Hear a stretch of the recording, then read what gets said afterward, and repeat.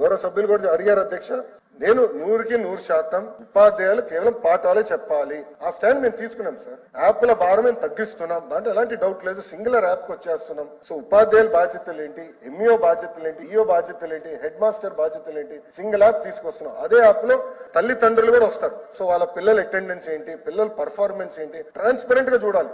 Private school కి ధీటుగా better గా మనం చేయాలనే లక్ష్యంతో చేస్తున్నాం. సో ఉపాధ్యాయులు కేవలం పాఠాలే చెప్పాలని నిర్ణయం తీసుకున్నాం. పిల్లల్ని రాజకీయ కార్యక్రమాలు పంపించదు, గౌరవ ముఖ్యమంత్రి గారి ప్రోగ్రామ్ ఉందని తీసుకెళ్లి గత ప్రభుత్వం లాగా దారి పొడుగున నుంచోబెట్టద్దని నేను చెప్పాను అధ్యక్ష. గత 10 నెలలు మేము అదే పాటిస్తున్నాం.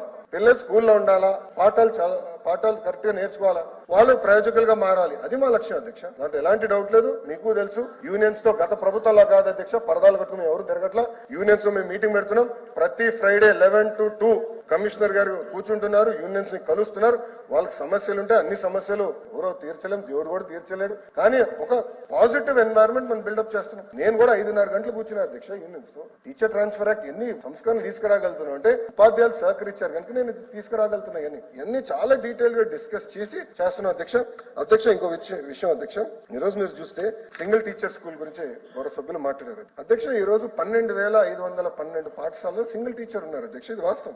అంటే 30% పాఠశాలలో సింగిల్ టీచర్ ఉన్నారు అధ్యక్ష.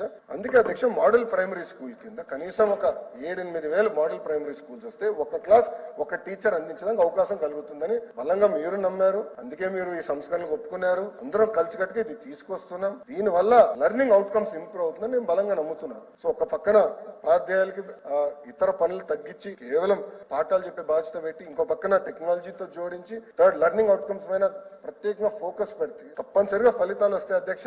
ఆనాడు మీరు హౌస్ లో ఉన్నారు, షార్ట్ డిస్కషన్ నేను ఒకటే చెప్పిన. శాసనసభ్యుడు గన్నబాబు గారు లాస్ట్ లో నుంచి నాకు మాట చెప్పారు, ఎన్ని పర్వాలేదు, ఇంత డిస్కషన్ జరిగింది అద్భుతం.